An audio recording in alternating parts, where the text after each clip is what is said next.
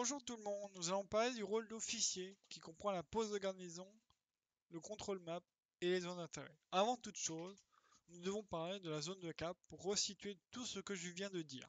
La zone de cap sont les 4 cases autour du point. Celles-ci sont importantes pour poser les garnisons puis contester les zones d'intérêt. Donc là, nous avons le point chapelle à capturer et les zones de cap sont celles-ci. J'ai pas d'outils qui me permettent de vous expliquer, bah voilà, ça c'est la zone de cap, etc. Pour moi, en fait, c'est évident. Mais je sais pas vraiment si quand on commence aujourd'hui et les closes, eh ben on sait reconnaître la zone de cap. Le point fort c'est simple, mais la zone de cap, etc. Est-ce qu'on la sait reconnaître? Il faut reconnaître la zone de cap, c'est super important. Ça va vous permettre de resituer les zones d'intérêt et le contrôle map et la pose de garnison. Bon, la seule possibilité pour vous, c'est de faire un quadrillage 2 par 2, hop, comme ça, comme ça, comme ça, et ça va vous situer, voilà, vous voyez, un carré qui vous permet, pour radar, on va connaître les 4 cases, pour bridge, connaître les 4 cases, et pareil pour Sainte-Marie, voilà. C'est une solution pour voir où se trouvent les 4 zones de cap. Chose importante, si vous ne contestez pas le point fort et que l'ennemi est plus nombreux dans la zone de cap, ils vont cap le point. Voilà, si imaginons je laisse aucun soldat, aucun effectif sur le chapelle et que sont plus nombreux dans la zone de cap, ils vont cap le point et voilà. Donc il faut qu'on teste le point fort, mais il ne faut pas non plus être 15 000. Si vous êtes 15 sur le point fort, ça n'a aucun intérêt.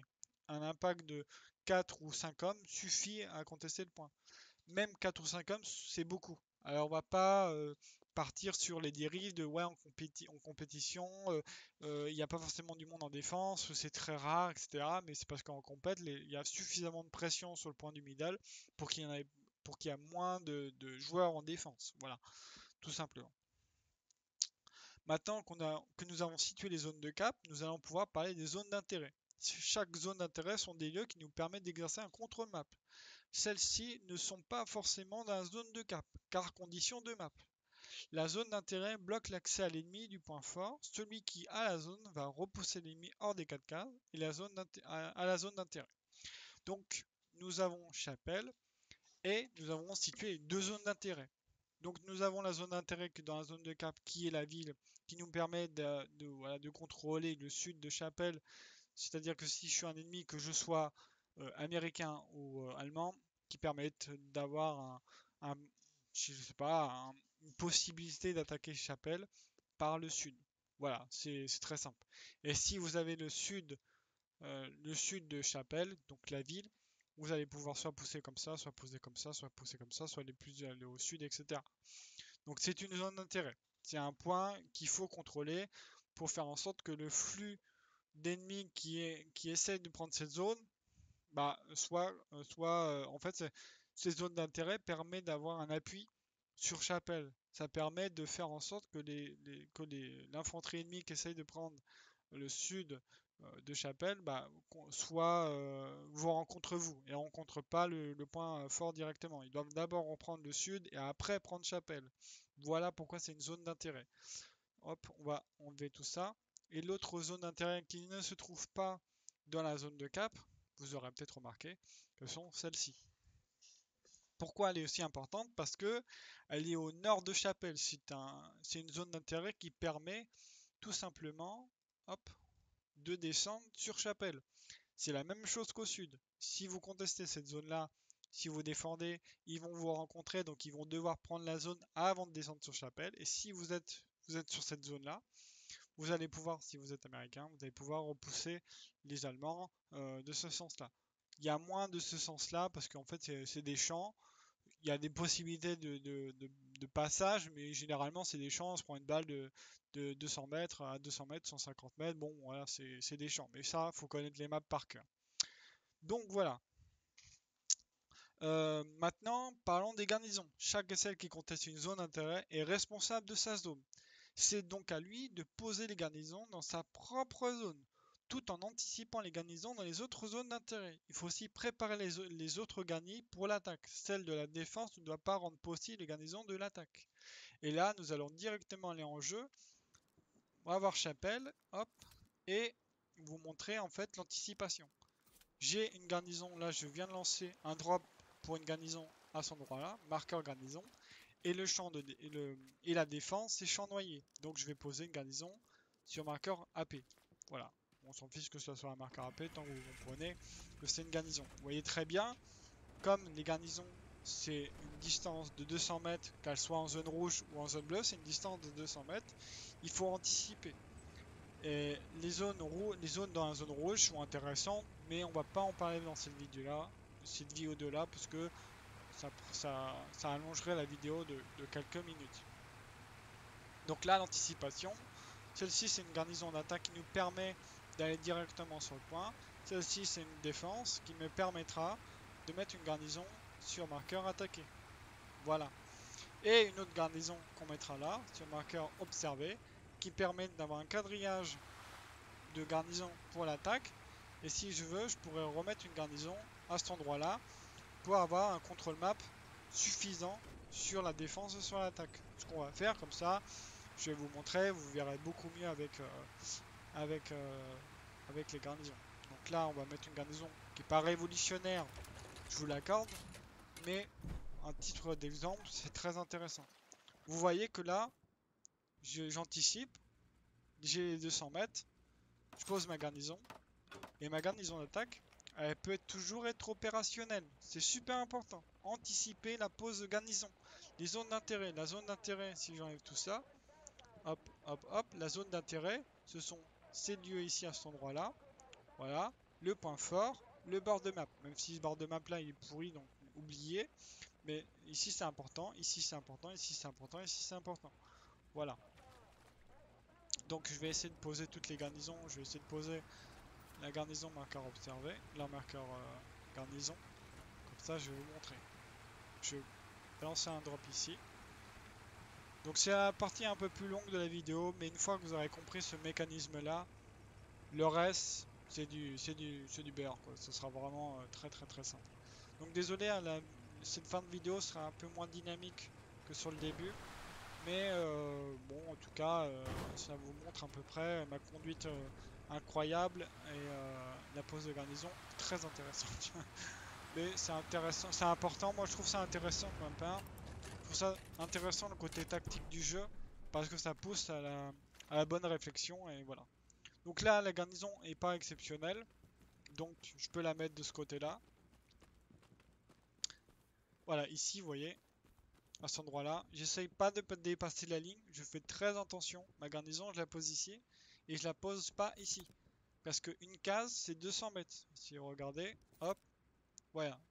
Bon, là, hop, vous voyez, là, je suis sur la limite des 200 mètres. Une case, c'est 200 mètres, donc il faut anticiper. Anticiper, ma petite garnison, je la mets ici. C'est pas la garnison du siècle, mais on s'en fiche. Ce qui est important, c'est aussi comment vous contestez les zones en tant que squad leader et en tant que joueur, en tant qu'infanterie. Vos postes de garnison sont importantes pour reprendre la zone. Si imaginons que vous êtes en ville, vous perdez la zone, vous repartez de cette garnison là et hop, c'est reparti. Si vous voyez ce que je veux dire. Donc je vais vous montrer, je vais mettre la garnison, ce sera beaucoup plus parlant. Je vais mettre même les garnisons, je vais mettre celle-ci. Voilà ma conduite incroyable, comme vous l'avez vu. Voilà, je vais juste montrer que voilà la poste de garnison, c'est important parce que ça joue sur le contrôle map, ça joue sur l'assaut que vous avez mené. Si vous perdez du terrain, vous pourrez repartir de la garnison qui vous permet de vous donner une seconde chance jusqu'au moment où il vous le roule dessus. Et s'il vous roule dessus, c'est possible que finalement, en fait, ce soit juste des joueurs qui ont un meilleur placement en tant que soldat et un meilleur kill, un meilleur skill. Voilà. Voilà. Vous voyez la garnison? Vous voyez, vous commencez à voir à peu près l'étendue du contrôle map. Là, vous commencez à voir un peu plus clair et comprendre que finalement, ouais, poser des garnisons, même si elles sont pas exceptionnelles, puisque avoir une garnison exceptionnelle, ça sert à rien quand vous connaissez le jeu par cœur. Vous savez dans quelle zone ils vont être, vous savez quelle zone il faut contrôler. L'ennemi aussi le sait très bien. Vous allez dire, ouais, mais en PU, les soldats ne contestent pas les zones. Bah, en fait, si, ils contestent les zones, indépendamment, ils savent pas vraiment pourquoi ils les contestent, mais ils les contestent les zones. Moi, je joue les zones en partie publique et puis ça marche très très bien. Alors, autant que cette garnison tombe. Vous voyez là, il y a une garnison qui va être mise ici. Bah, moi, hop, je décale. Généralement, vous allez devoir toujours un petit peu décaler vos garnisons suite à une autre garnison.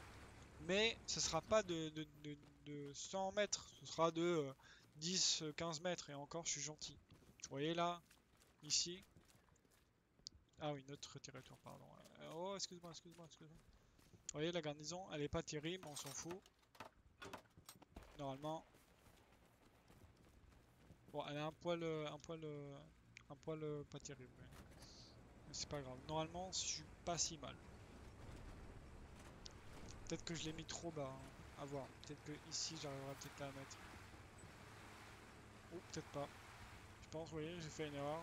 Alors là, que ça fait de pas mettre des garnisons un poil cul.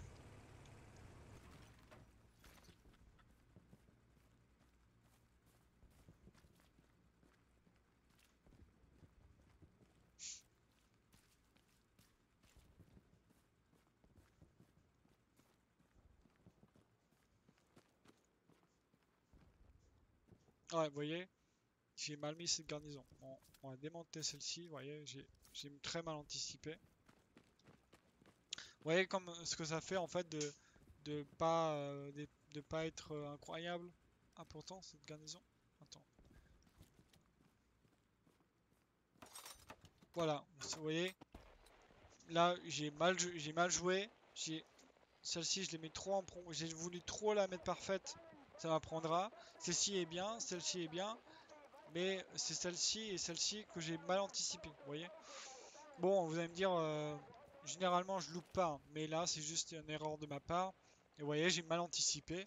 Et voilà, ouais, vous voyez ce que ça fait? Ça crée des trous et un mauvais contrôle map. Donc je vais quand même remettre la garnison euh, au nord. Vous voyez, à vouloir mettre des garnisons parfaites, ça sert à rien. Vous voyez, j'ai fait l'erreur alors que j'ai 3400 heures, hein, pour vous dire. J'aurais pas dû faire cette erreur, mais je vais la garder en vidéo pour vous montrer hein, ce que ça fait. Parce qu'en fait, imaginons, vous perdez la ville sur marqueur move et vous devez revenir sur marqueur attaqué. Vous avez vu la distance, eux ils vont juste contester ici la marqueur infanterie et vous êtes baisé en fait. Ça veut dire que vous vous retrouvez déjà en défense. Fait chier ces trucs de neutre là. Ouais, je vais la poser ici. Ah merde, j'ai pas. Ouais, comme je l'ai dit, j'ai pas anticipé. C'est pour ça que j'ai envoyé un drop. Mais j'ai mal anticipé. Je mets la garnison et puis la vidéo s'arrête là. Voilà. Ça sera une petite vidéo, j'espère, assez courte. Et j'espère qu'elle aura été intéressante pour un petit public. Voilà. Donc je pose la garnison, on regarde la map et on regarde la beauté de, de ce grillage, de cette toile d'araignée de garnison. Voilà, elle est parfaite. Garnison qui permet à l'infanterie de passer là, à l'infanterie de passer là et à l'infanterie de passer là. Et de pas directement être reculé en défense. Donc je vous remercie, je vous dis à la prochaine. Bonne soirée, bonne journée. Salut louloulou.